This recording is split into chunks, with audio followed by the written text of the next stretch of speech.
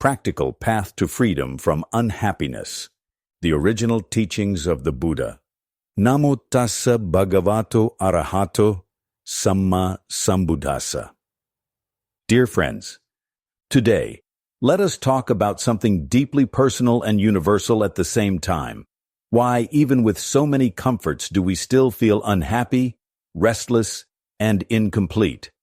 The condition of the modern human mind. We live in a world filled with convenience and opportunity.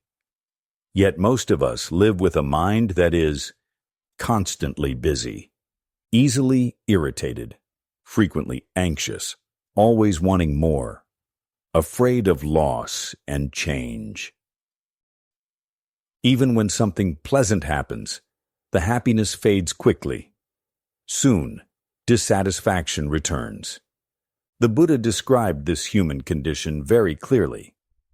The human condition as one of agitation and anxiety, arising from clinging to the five aggregates. This agitation does not come from the world itself. It comes from a clouded mind, a mind covered by ignorance, craving, and habitual reactions. Why usual solutions do not work. When faced with suffering, human beings usually try three things: chasing pleasure, entertainment, food, relationships, achievements, praying or performing rituals, hoping suffering will disappear, escaping reality, believing happiness will come later, perhaps in heaven or another realm. The Buddha respected faith and ethical living, but he was very clear. Suffering does not end by wishing or praying. It ends by understanding its cause. The Buddha never taught that liberation comes through an omnipotent God removing our pain. He never promised permanent happiness through rebirth in divine realms. Instead, he said, "You yourselves must make the effort. The Buddhas only show the way." This teaching is empowering, not pessimistic. The Buddha's radical discovery. The Buddha discovered something very practical. Unhappiness is not caused by life itself, but by how the mind reacts to experience. Therefore, peace is possible, here and now, in ordinary life, without waiting for another existence, without depending on prayer or belief. That is why the Buddha described his teaching as visible here and now, timeless, inviting one to come and see. The law governing all experience, conditionality. The Buddha summarized reality in one simple principle. When this exists, that comes to be. When this ceases, that ceases.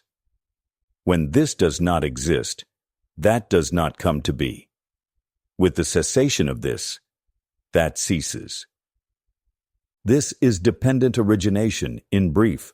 Nothing exists independently. Nothing continues without causes. There is no permanent self behind experience. How mind and body arise together. The Buddha explains the arising of existence as, with ignorance as condition, volitional formations, choices, come to be. With volitional formations as condition, consciousness come to be. With consciousness as condition, name and form come to be. Because of ignorance and intentional actions, volitional formations arise, sankhara. These condition consciousness, vijnana. Consciousness supports mind and body, namarupa. Important to understand.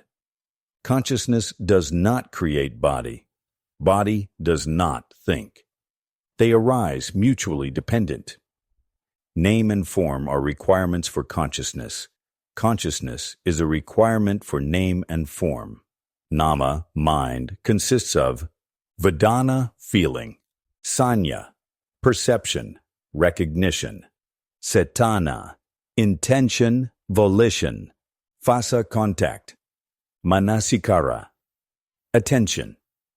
Nama refers to the mental processes of feeling, recognizing, intending, contacting, and attending, all happening moment by moment. There is no soul, no permanent self-traveling through life, only a conditioned process. Rupa refers to material form, the physical aspect of experience, that which is subject to change, deformation, and disintegration. Rupa includes the physical body, the sense organs, eye, ear, nose, tongue, body. External material objects, forms, sounds, smells, tastes, touches. What is kama? Often misunderstood. The Buddha gave a very precise and unambiguous definition of kama. Monks, it is intention that I call kama. Kama is not fate, destiny, divine reward or punishment.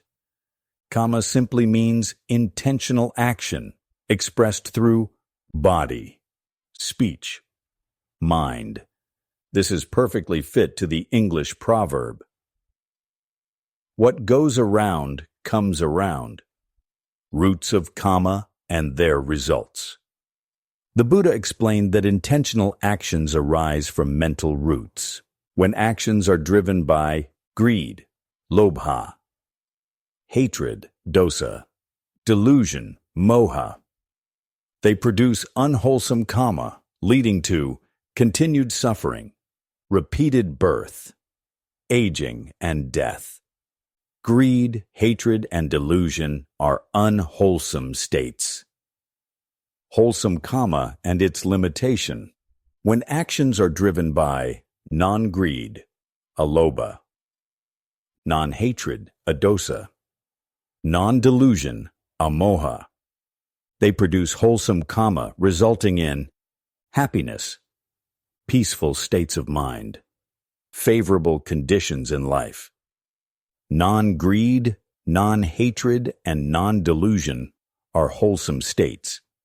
However, and this is a crucial point the Buddha emphasized, even wholesome kama does not end samsara. Why?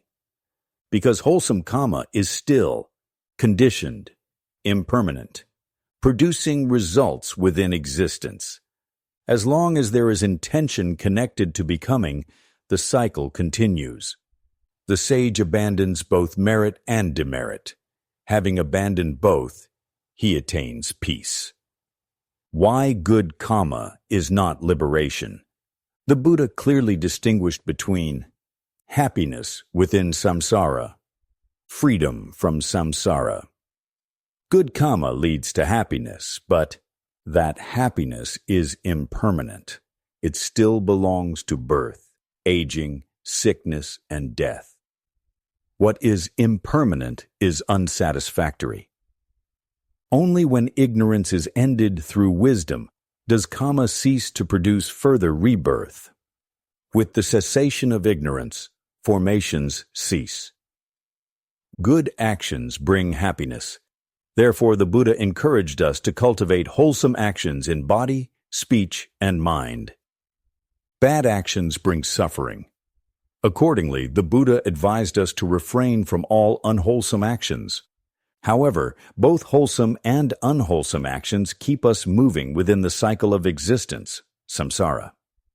Therefore, the Buddha strongly advised us to see clearly the reality within and around. Only clear seeing, cultivated through mindfulness and wisdom, leads beyond kama to true freedom.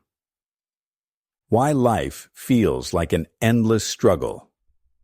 Because of ignorance and craving, we keep clinging to the body as me, feelings as mine, thoughts as who I am.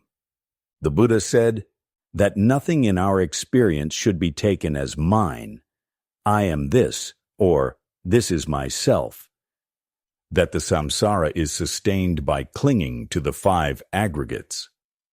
Samsara is not a place, but a process driven by craving and clinging. The hidden fuels, asava and kilesa.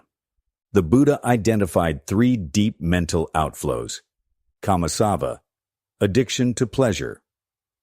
Bhavasava, craving to exist or become. Avidyasava, ignorance. As long as ignorance remains, suffering continues. The turning point. Mindfulness, satipatthana. The Buddha declared, "This is the direct path, the one-way path for the purification of beings, for the complete transcendence of sorrow and lamentation, for the disappearance of pain and depression, for the attainment of the way, for the realization of nibbana, that is, the four, body, sensations, thoughts, phenomena, establishments of mindfulness." Mindfulness is not a belief system. It is training attention to see reality clearly. Mindfulness of breathing in daily life. The breath is always present, natural, free. You do not need hours of meditation. Simply, know the breath while walking. Know the breath while sitting. Return to the breath when stressed. No controlling, just awareness. Gradually, the mind slows down. Reactions weaken. Clarity grows. Mindfulness of sensations, feelings, where freedom begins. An untrained person almost all the time feels pain or pleasure, reacts with aversion to pain and cling for pleasure. Creates more suffering. A mindful person still feels pleasure and pain, but instead of reacting, they observe clearly. Knowing that feelings arise due to causes and will pass away, they do not cling or resist, and the mind remains free. This is freedom in real time. Loving kindness metta, healing the heart. The Buddha taught metta as a mental discipline, not a ritual. A mindful person every day silently cultivates, "May I be free from suffering. May others be free from suffering." This practice softens anger, reduces fear, creates emotional safety. The Buddha's deepest insight, non-self. The Buddha pointed out all the time. The body changes, feelings change, thoughts change, consciousness changes. None can be controlled as self. Seeing this clearly dissolves clinging, and with it, suffering. The end of the cycle. The Buddha concluded, "With the cessation of ignorance, the whole mass of suffering ceases. This is nibbana, not annihilation, not a heaven. The ending of compulsive suffering, not after death, but from the moment sees the reality as it is through wisdom." That is why the Buddha said, "Nibbanam paramam sukham."